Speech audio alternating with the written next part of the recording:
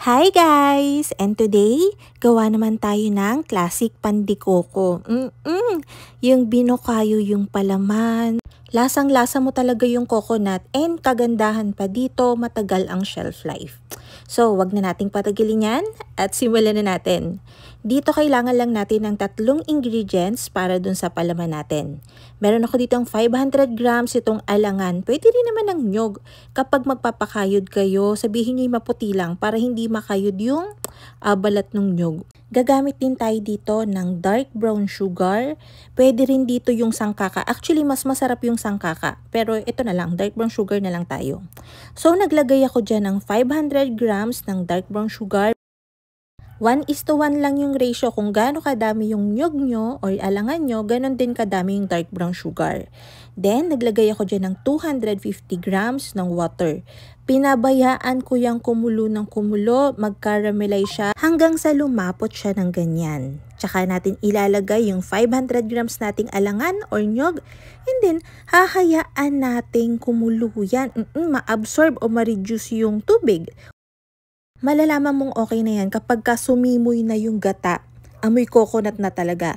So, sinalin ko yan dito sa container and pinabayaan kong lumamig. Dito naman tayo sa paggawa ng dough. Meron ako ditong 280 grams ng water, 100 grams ng sugar, light brown yon, 5 grams ng salt, 500 grams ng bread flour, sun moon star ng pilmiko o hard wheat flour yung ginagamit ko.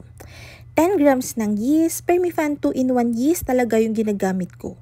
Meron ako ditong 70 grams ng shortening. Pag walang shortening, pwede rin naman ng butter. Pero Quest shortening ng High Caps Marketing Corporation yung ginagamit ko. Gagamit ako dito ng mixer para ma-mix na natin yung dough.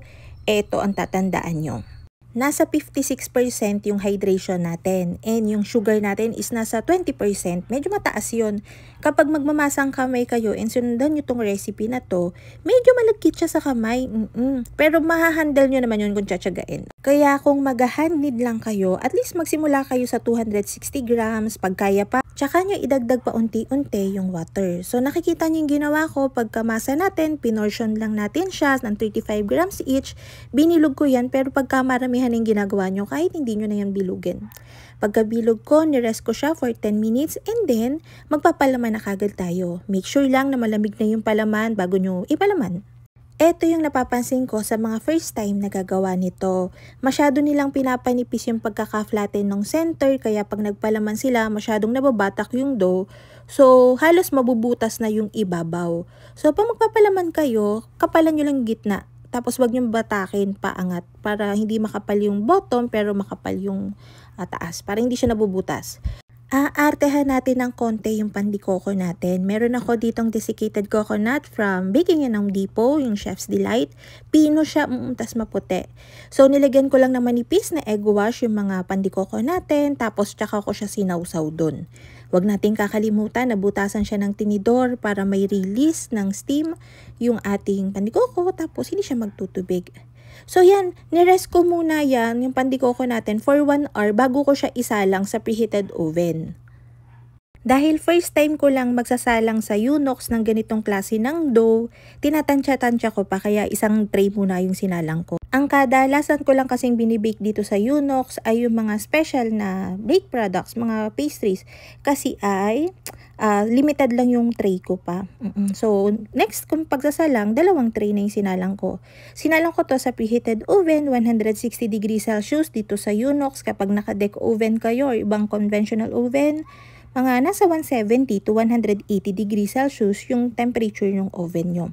Ang kinalabasan pala natin dito ay nasa 27 pieces to 28 pieces na tigda 35 grams ng dough. Medyo marami tayong pinalaman pero dun sa palaman natin ay pwede nyong doblehin yung recipe ng dough. Makakapagpalaman pa rin yun ng 1 kilong flour. Promise, ang sarap nito. Amoy legit tsaka lasang legit talaga. Classic. So yun na nga mga kalutong tinapay. Sana nagustuhan niyo yung ating video for today. Magkita-kita tayong muli. Ito pong muli ang lutong tinapay.